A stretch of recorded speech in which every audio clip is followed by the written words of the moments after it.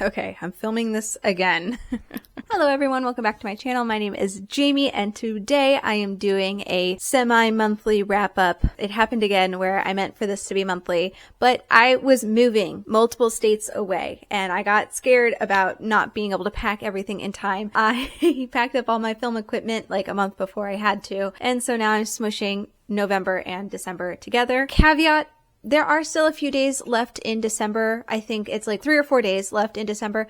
I don't care. I'm not going to read another book in those 3 or 4 days. I'm already hitting a slump. Right now, we are still setting everything up. I kind of hate this setup already. I just put it up and I want to move it. Other than that, let's dive into all of the books I read and DNFed in November and December. It's a long list. We're going to start with Foundryside by Robert Jackson Bennett. So this fantasy is set in an almost Italian Renaissance-esque time period. There are basically 4 companies that rule the entire country, city, four companies that are in charge. And if you don't work for those companies, you're shit out of luck.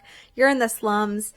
You're stealing for food. This book has a very well-defined magic system. It's called scribing. You inscribe sigils or symbols or letters onto an item that makes it believe it is something else. So for example, you can scribe wood to believe that it is stone, and so then it will be as strong as stone and also not rot. It's a really, really cool and well-defined magic system. I honestly love it. And the big plot is there's a group of people and they find an item that breaks these rules, and I think the only reason it works so well is because the author took the time to limit the magic system so that this cool ancient item can break the rules that were already let out. And it gives this heightened sense of stakes because it is so rule breaky. It's 500 pages. It does not feel like that.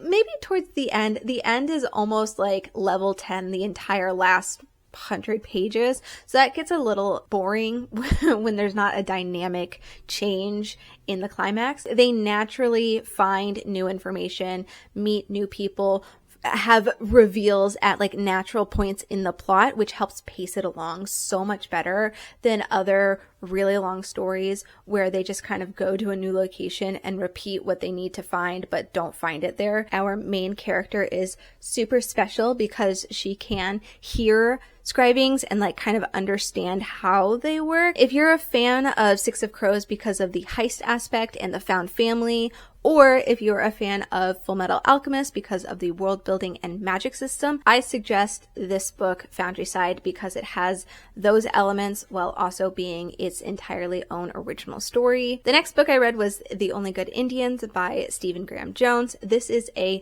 Native American horror novel. I will preface this by saying I do read horror. I like it, but I don't read it often. And I try not to go into the gross out, gruesome horror. If I'm saying something like, oh, it's refreshing, it doesn't fall into those tropes, and you are a horror fan and you're like, no, it is super tropey, it could just be because I don't read a lot of horror.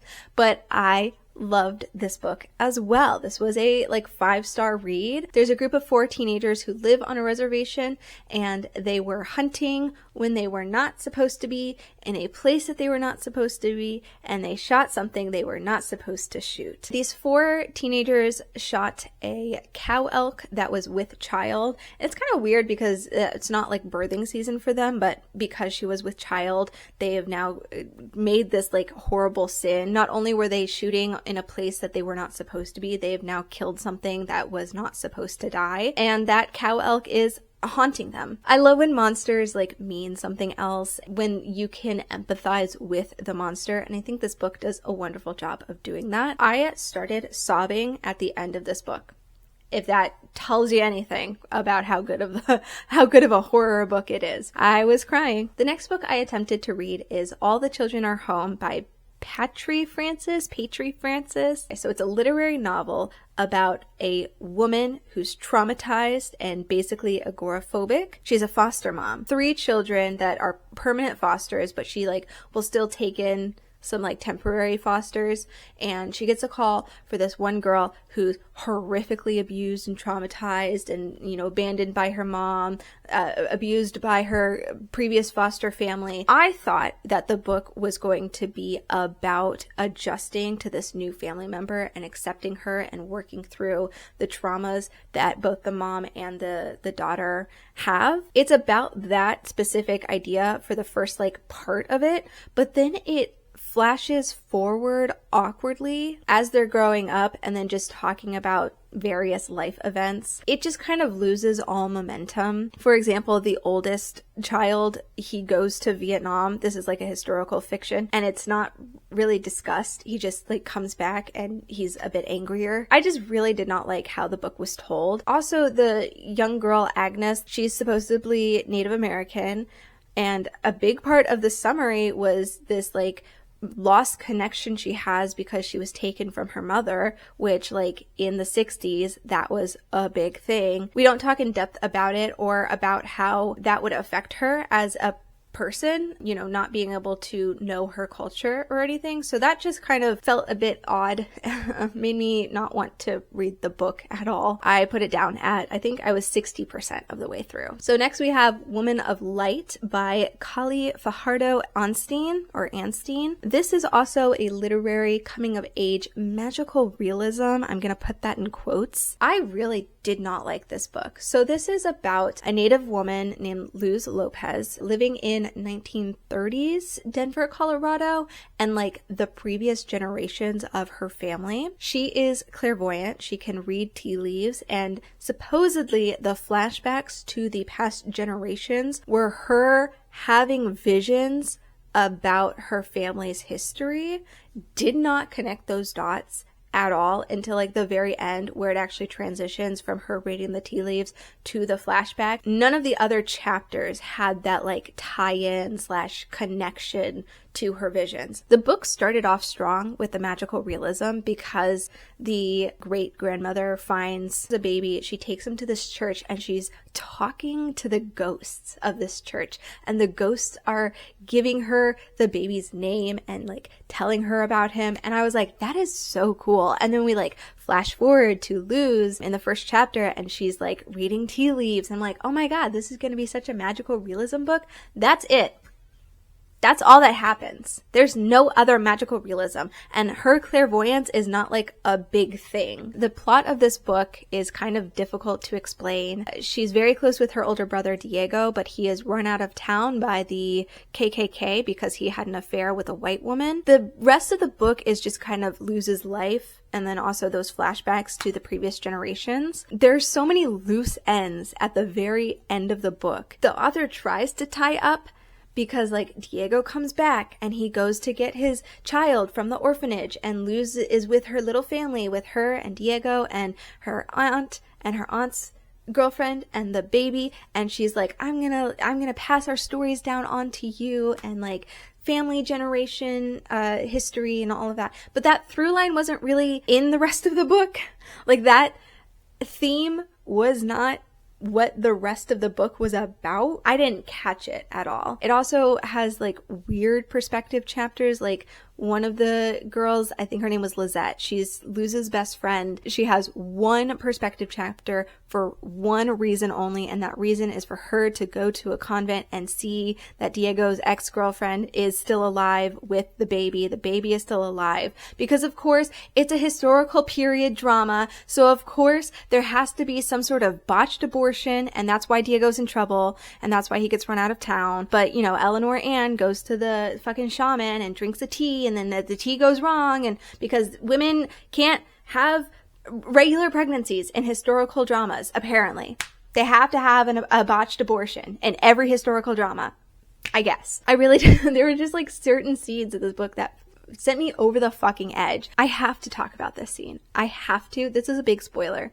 but there's this little love triangle between Luz, this boy named Avel, and David.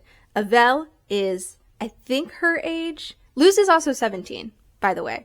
Avel is a bit older than her, but, you know, it's 1930s. David is I want to say like 5 years older than her. He's an adult man who is a lawyer. He's also her boss. She has this little flirty thing with Yvel. He's like super into her, but she doesn't really feel the same way.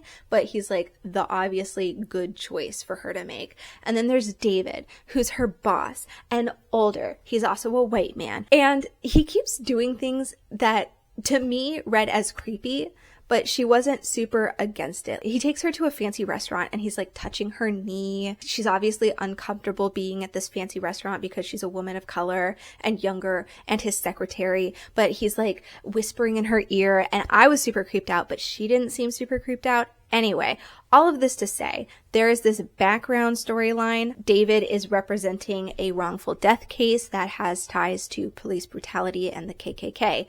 The KKK obviously not happy about this, so they storm his office while they're there. So he locks himself and Luz in his office. The KKK is literally throwing bricks through the windows, okay? They are outside. They are on the floor under the desk, hiding from a white mob. And David makes a move on her. And you know, it's not like, oh my gosh, I think we're gonna die. Let me confess my love to you and give you a little kiss on your cheek or on your lips or whatever. It's like he's fingering her, like literally hands in places they should not be. It almost reads like an assault scene. I thought Luz was going to realize that she's not safe with this person, even though previously she had thought of him as one of the good guys, right? But like literally the KKK is banging on the door and she is being assaulted, right? It's not. It is not written as an assault scene. It feels like it should be, but it's not, because Luz is into it. The only reason she stops is because she realizes if she lets this continue, she's going to lose her virginity on the floor of her boss's office under a desk, hiding from the KKK. I can't understand this book or what it was trying to say. Like I said, too many loose ends that the author tried to tie up with a little bow in the epilogue, because Diego just happens to be able to come back after like a year. I don't recommend this book. I think it's a badly written book. After that, I saw this really cool book at Target called The Girls I've Been, but I wanted to be conscious with my money. Instead of buying it at Target, I found it on Libby. We had a really, really slow day at work, so I just like read it in a day while sitting in the office, which don't tell my ex-boss about that. I don't think she would be happy. So this is a fun, action-packed thriller. The main character, Nora, had an awkward situation where her ex-boyfriend slash current best friend walked in on her making out with her new girlfriend, whose name I don't remember.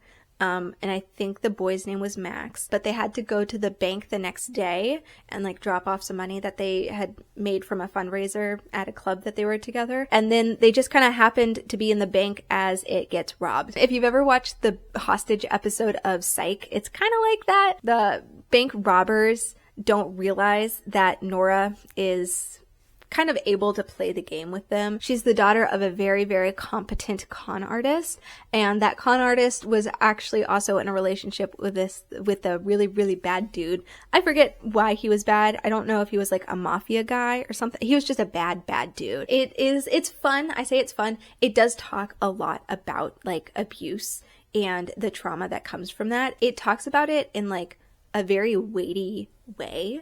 It's not super surface level. It actually goes more in depth.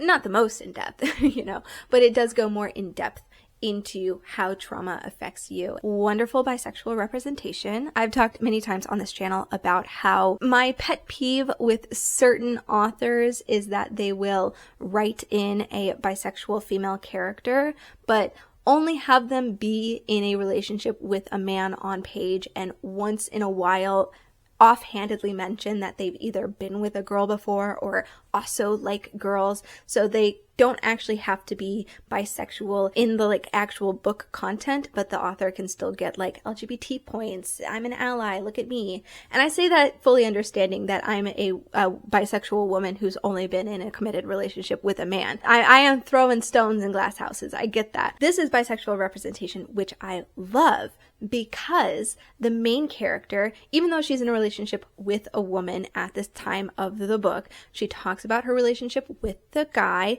and she states on page, I am bisexual. We did not break up. This guy and I did not break up because I came out as a lesbian. And also, he knew I was bisexual when we were dating. And it's not that I didn't like men, so I decided to date a woman. And it's not I'm experimenting with women. Like, all of the bases are covered. I liked it. I felt it was good. Also, the girlfriend character, again, I forget her name. She's into vintage fashion, so she's wearing this like 1950s petticoat dress. I loved it. I thought it was so adorable. It also talks about love in more of an ambiguous way of like, love doesn't have to necessarily be romantic. Like, she has a romantic love for her girlfriend, but she has a platonic love for her best friend Max. Even though they dated, like, they can still be best friends and share a certain kind of love that is completely different from the love she has with her current girlfriend, which I love when books discuss love like that. I find it very interesting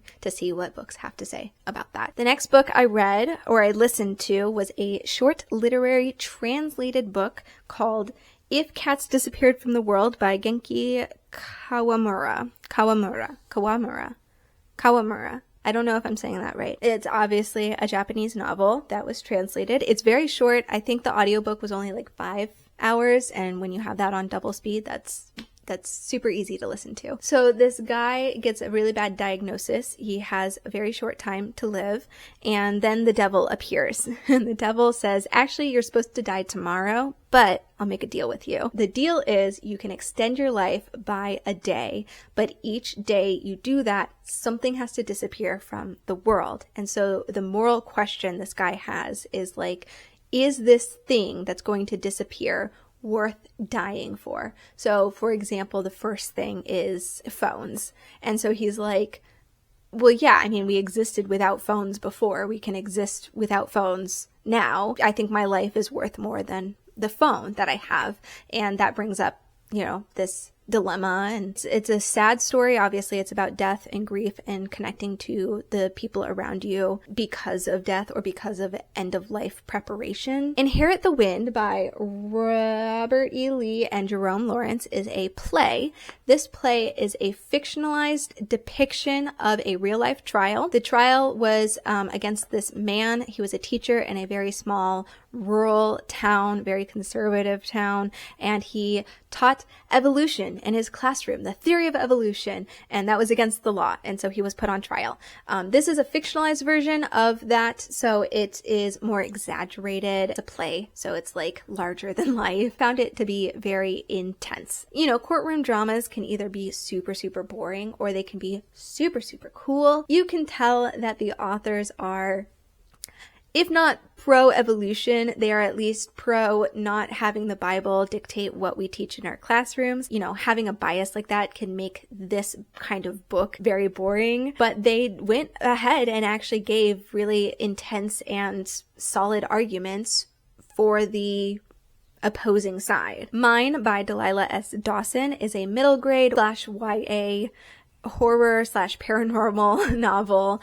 This is about a girl named Lily. Lily herself is a very dramatic child. I think she's in middle school. She loves theater. She loves performing. She's very animated, but that has gotten her into trouble recently, and that trouble caused her family to move from Colorado to Florida. We don't learn what that trouble is until the very end, so I do wish that we had learned about that sooner. I feel like it would intensify the story if we knew that, or at least had more hints to it. All we know is that her father is angry with her because she caused trouble due to her theatrics. They bought this house sight unseen as is. It is a hoarder house. It's packed full with boxes. It's got bugs and mold and mildew. It's a biohazard of a house. I can relate. Lily, you know, is trying to prove that she's realistic and not whiny, and so she's trying to help her family clean up this house, but she hates it, and then like paranormal shit starts happening that's really freaky, and every time she tells her parents about it, it like goes back to normal, and so her parents just think she's being whiny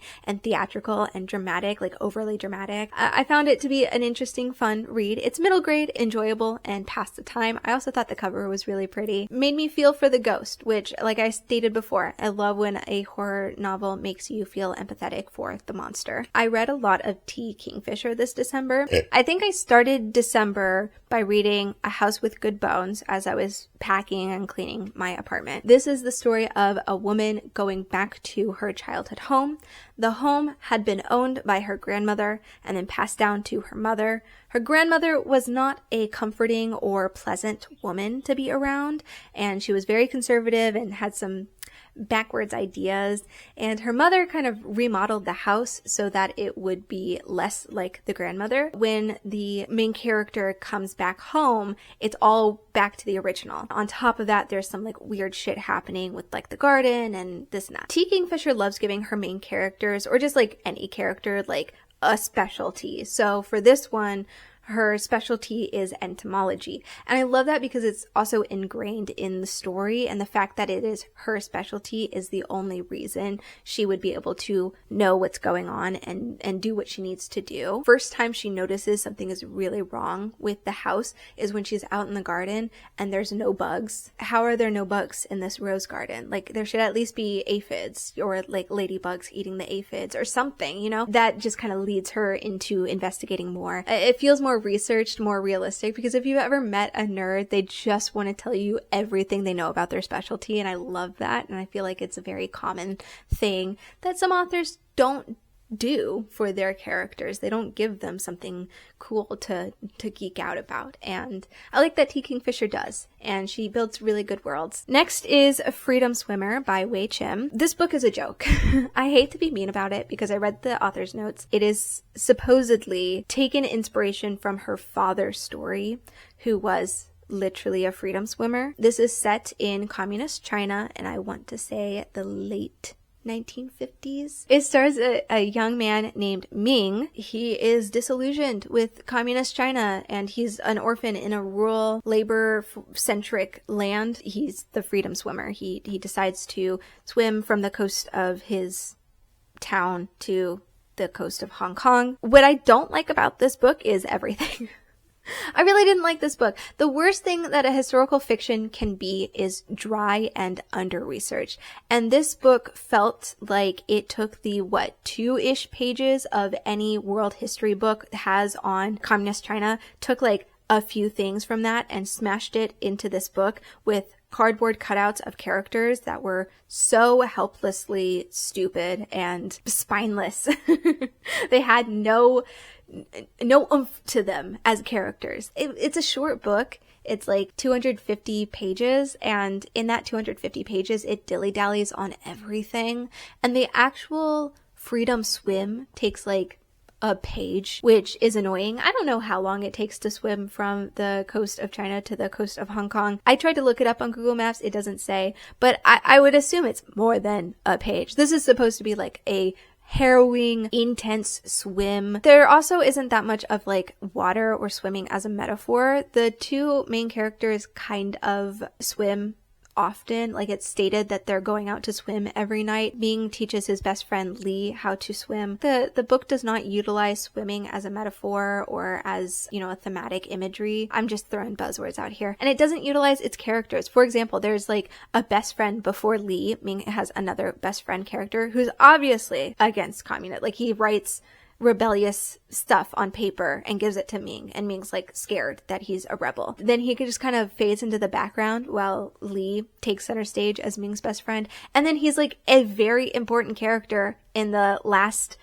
4 chapters of the book. It felt like I was chewing on cardboard, is exactly what it felt like. What I want from a historical fiction is to feel like I am in that time period, and this did not happen. It also ended on such a stupid fucking line. It made me so mad. I gave this a 1-star review, and on both Goodreads and Storygraph, that was like the only negative review. And I find that to be objectively wrong. Maybe, I know it's subjective because it's my opinion, but like, in my opinion, it is objectively wrong. That it is a badly written book. It made me upset.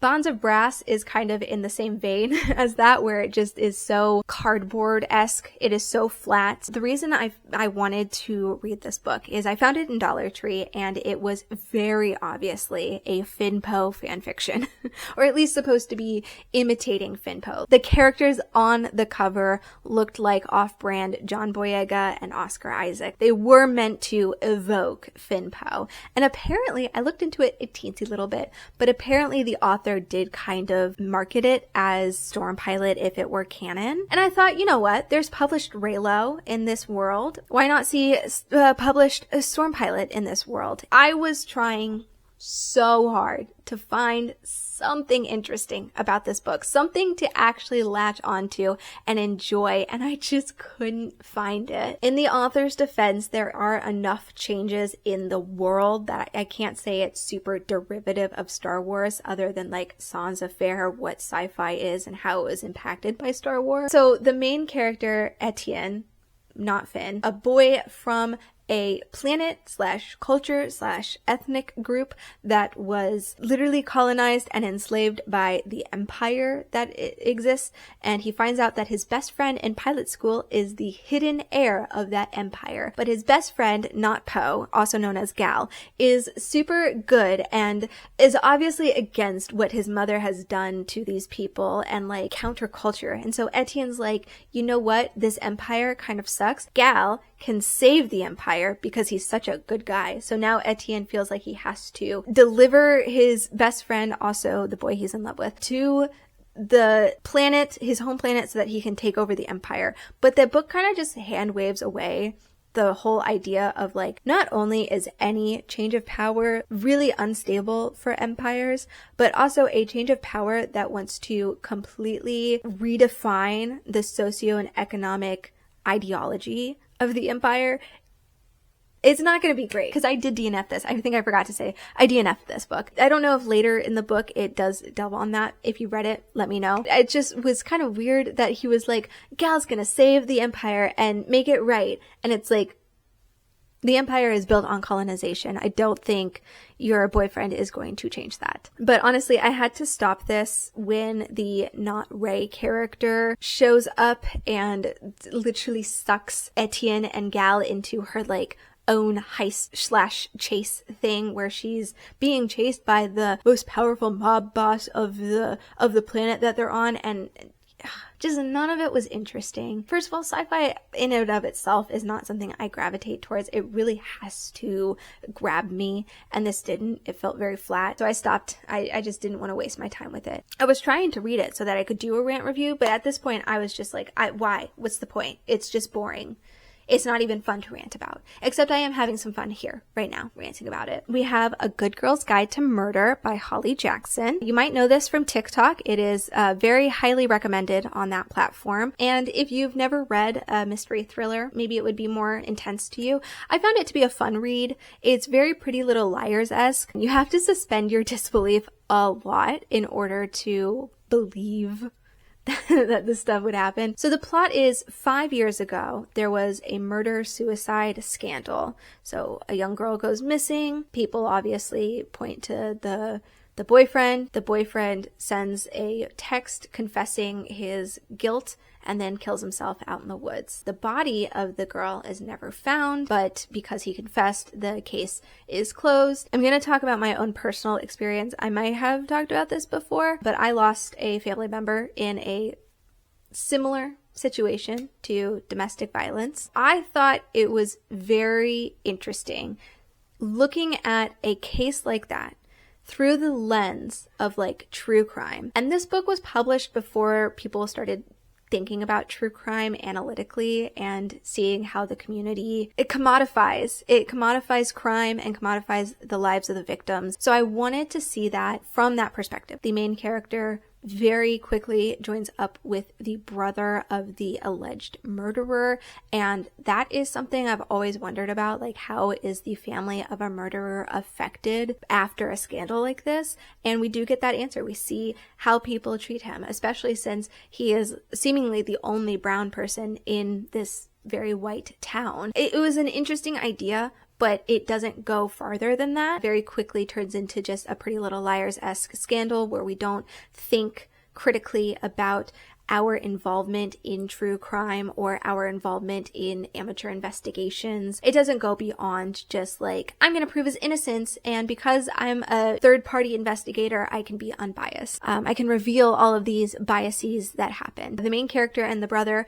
never question Sal's innocence. It's very quickly revealed that the murder victim was a very, very mean girl, and it almost acts as if her murder was justified. It doesn't go as far to say that, but it does kind of feel like that, if that makes sense. I wanted to explore those themes specifically, and the book is not the type of book to do that. But yeah, I love analyzing true crime. My actual senior capstone in college was something along those lines of like delving into true crime. So I have a personal experience with themes of this book, and I wanted the book to be something it was never going to be. So that's on me, but I did enjoy it. It's a fun YA thriller. I wouldn't say it lives up to the hype on TikTok, but again, if you are new to reading or getting into the book community, it's fine. All Systems Red by Martha Wells. This is the first of the Murderbot Diaries, a sci-fi.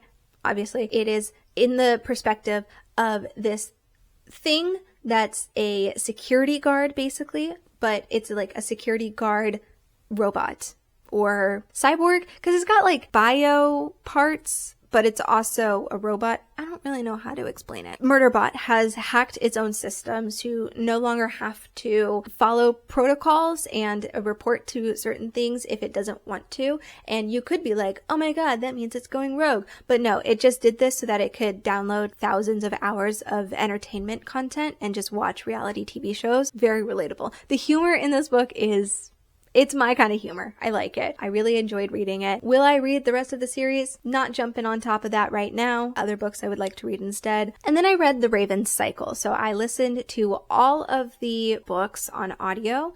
I will start this by saying I kind of wish I hadn't listened to the audio version. With The Raven Cycle, I kept wanting to like linger on the words. I kept wanting to reread them. Something I do is like read things out loud or act them out.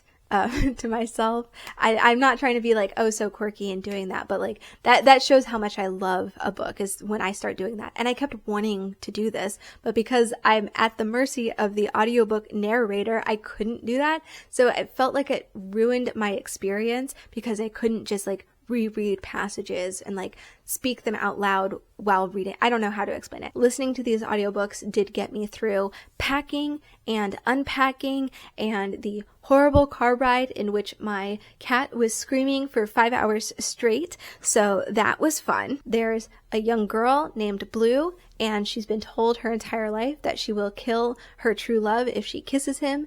And there is a group of young boys who are on the hunt for this magical king who's sleeping in the hills, and for some reason he's buried in Virginia even though he's a Welsh king, and they're just like trying to find him for their own reasons, and it's wonderful. This is a well-beloved book. This is nothing new. I'm really late to the game for reading this now. It's definitely something that like you read as a teen. It was really big when I was a teenager. If I had read it as a teenager, I don't think I would have appreciated it because there's a lot of talk about like cars and class disparity and drag racing. I don't think I would have liked that as a kid, 14, 15-year-old, when I would have most likely picked this up. Now as an adult who's dating a car guy, I can appreciate those topics more. This book has very, very little physical contact, obviously, because Blue is afraid to kiss anybody in case they might be her true love.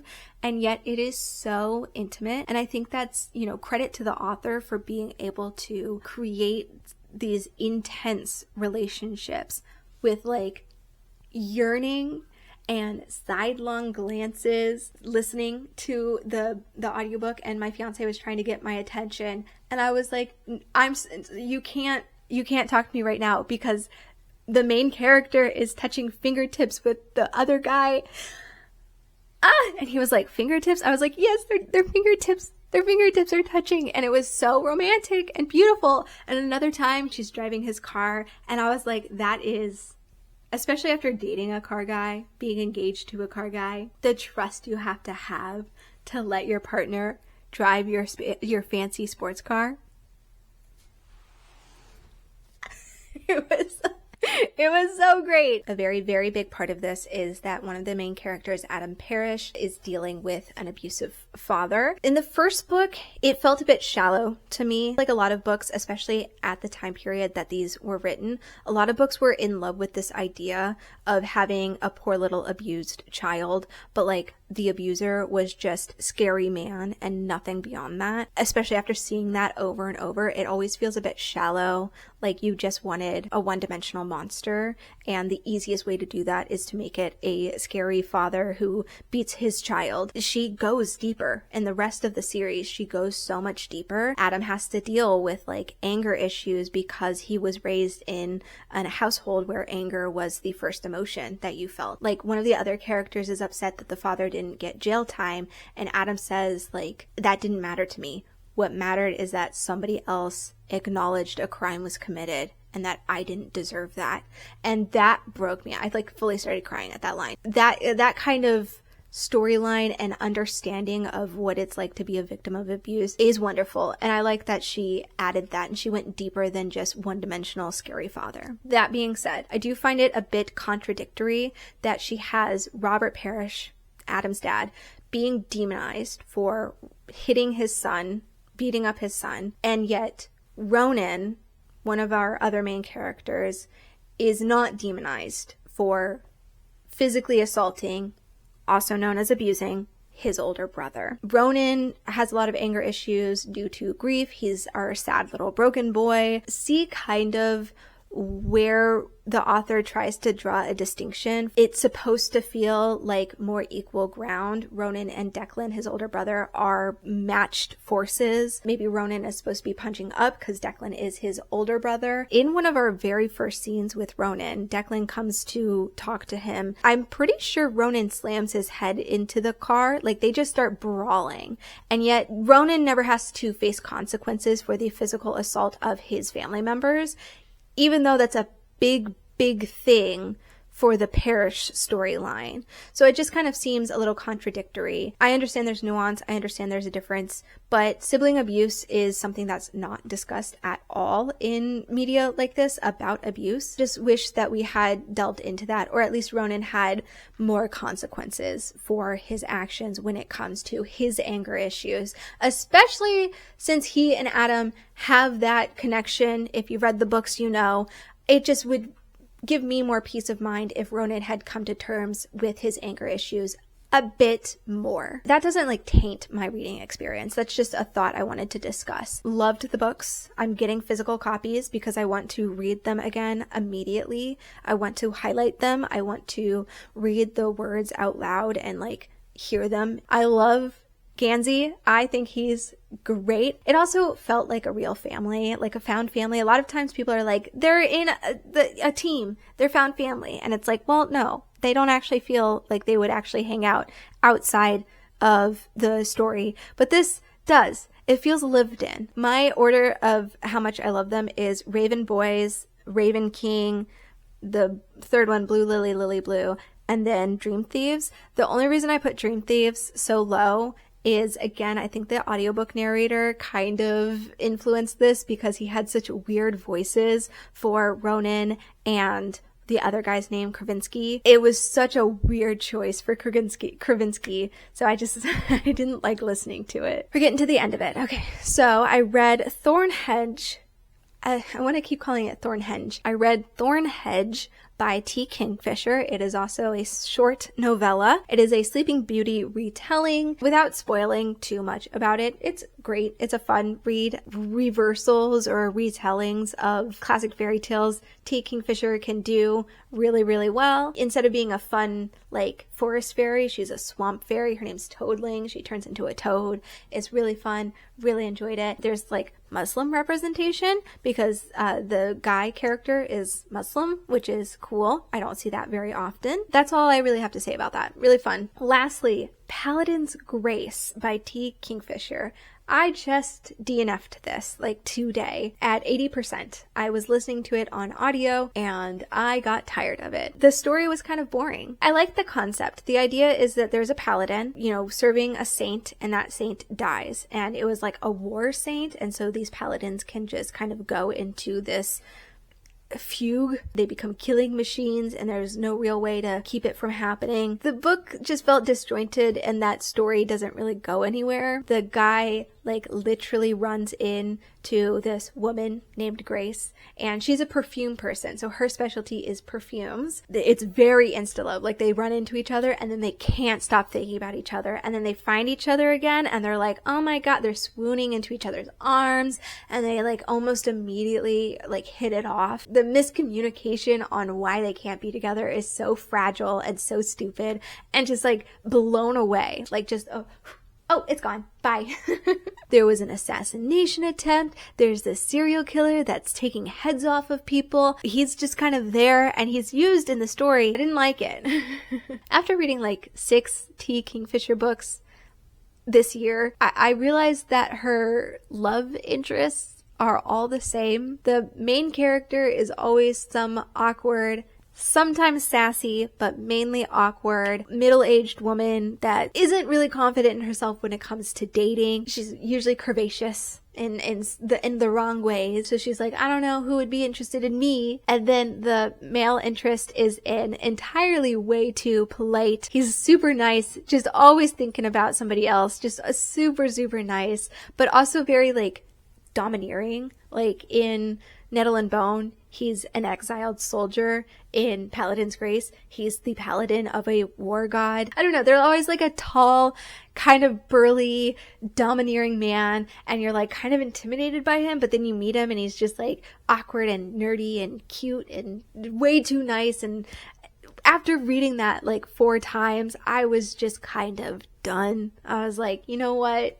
It's the same love story every time. It's great, but after reading, I just kind of got tired of it. So that's why I stopped reading Paladin's Grace. And I also just thought that there was no reason their relationship should have been together. Like, they just like literally fell into each other's arms and went, wow, you're amazing. I will say it's a bit spicy. That might have been putting me off, but I liked it. I thought the spice was well done and interesting, and you know, they're equally balanced characters, so it didn't feel icky in any way. So if you're into spice and you haven't read a romance like that yet, totally go into it. But this was like a full romantasy. Like, if you remove the romance from the book, there was no story. That's not for me. I don't really feel like reading right now. I feel kind of burnt out and done with the world. We've been in this house for like a week now, and we haven't had clothes because our clothes were in a different car that was supposed to be delivered here, and that didn't happen. Supposedly they're arriving today, but we'll see. Those were all the books I read and DNFed in the month of November and December. Right now I'm just kind of tired because I already tried filming this and it did not work, and so this is my like